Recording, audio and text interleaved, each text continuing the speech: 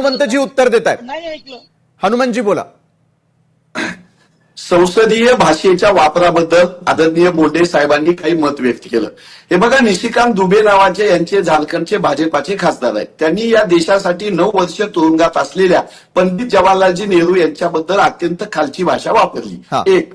2. यांच्या आता विद्यमान खासदार सभागृहामध्ये बसलेल्या कंगना राणावत नावाची एक नटी, ती आमच्या विद्यार्थ्यांना गटारीची ही सगळी जनरेशन आहे असं बोलली. यांचे महाराष्ट्रातले आमदार सदा खोत ते म्हणाले की हे दहशतवादी आहे. यांचे महसूल मंत्री चंद्रशेखर बावनकुळे हे म्हणाले की या विद्यार्थ्यांनी ट्रक भरून दगड आणले. हे सगळे आरोप खोटे ठरले. यांनी विद्यार्थ्यांना देशद्रोही ठरवलं, यांनी विद्यार्थ्यांना दहशतवादी ठरवलं, यांनी विद्यार्थ्यांना अराजक माजवणारं ठरवलं, यांनी विद्यार्थ्यांना हिंदू मुस्लिम वाद लावणारं ठरवलं. हे सगळे मुद्दे या देशातल्या विद्यार्थ्यांनी हाणून पाडले, बाजूला पाडले. साधी गोष्ट आहे की राहुलजींनी 4 दिवसापूर्वी पॅलेट गननं जखमी झालेल्या मुलाला या देशाच्या मीडियासमोर उभा केलं. त्याचा डोळा निकामी झाला, त्याला झालेल्या जखमा दाखवल्या. नुसतं आम्ही तोंडी सांगितलं असं नाही, तर केंद्र सरकारच्या अखत्यारीत असलेल्या एम्स रुग्णालयाचा रिपोर्ट कालही दाखवला, आजही दाखवला, संसदेमध्येही आम्ही तो दाखवू. एम्सचा रिपोर्ट आहे, पॅलेट गनचा वापर झाला, मुलगा जखमी झालेला आम्ही दाखवला.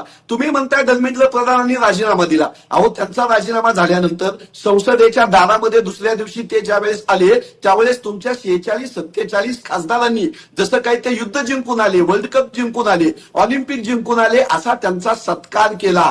तुम्ही आमच्या पोरांना गटरची अवलादी म्हणताय, तुम्ही त्यांचा सत्कार करताय खासदाराचा, जे 22 मुलांच्या मृत्यूला जबाबदार आहेत. आणि आता अमित शहा साहेब पोरांना मारून गायब झालेले आहेत. गृहमंत्री म्हणून तुम्हाला उपस्थित राहायला कुणाची भीती होती? यायचं होतं, समोर बोलायचं होतं. राहिला विषय राहुलजींच्या माफीचा, तर जोपर्यंत अमित शहा साहेब या मारहाणीची जबाबदारी घेत नाहीत आणि सरकार त्यांना पदावून हटवत नाही, तोपर्यंत राहुलजी माफी मागत नाहीत. राहुल गांधी यांचं आडनाव गांधी आहे, सावरकर नाही. बरं, तुमचा आरोप थेट आहे आणि तुमचं म्हणणं आहे की एका बाजूला गृहमंत्र्यांनी या संदर्भातलं स्पष्टीकरण द्यावं. अनिलजी, विद्यार्थ्यांवरील पोलीस कारवाईबाबत केंद्रीय गृहमंत्री संसदेमध्ये स्पष्टीकरण देणार आहेत का?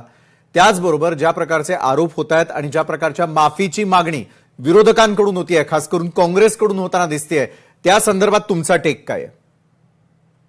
आजच्या संसदीय चर्चेमध्ये विधेयक जे होतं ते पीएमओ ऑफिसकडून आलेलं विधेयक होतं आणि पीएमओ ऑफिसकडून आलेल्या विधेयकामध्ये गृह खात्याची चर्चा नव्हती.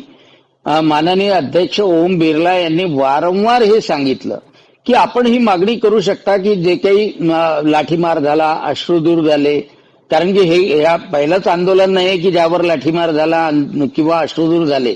आता यांनी तर आपल्याला माहिती आहे महाराष्ट्रामध्ये मावळमध्ये शेतकऱ्यांचा खून केला होता.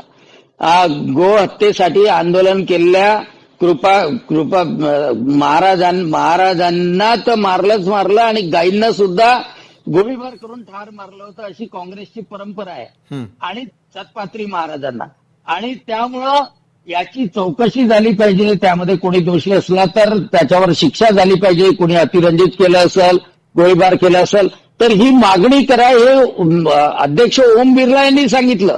परंतु यांनी जे विधेयक आणलं त्याच्यावर बोलणं सोडूनच दिलं. बरं, बोलणं सोडूनच दिलं आणि खोटा नॅरेटिव्ह आणि म्हणजे सनसनाटी पसरवावी म्हणून गोळीबार झाला एवढ्यापर्यंत मजल गेली खोटं बोलण्याची. बरं, आणि एवढं खोटं जर त्या संसदेच्या आवारात बोलत असेल.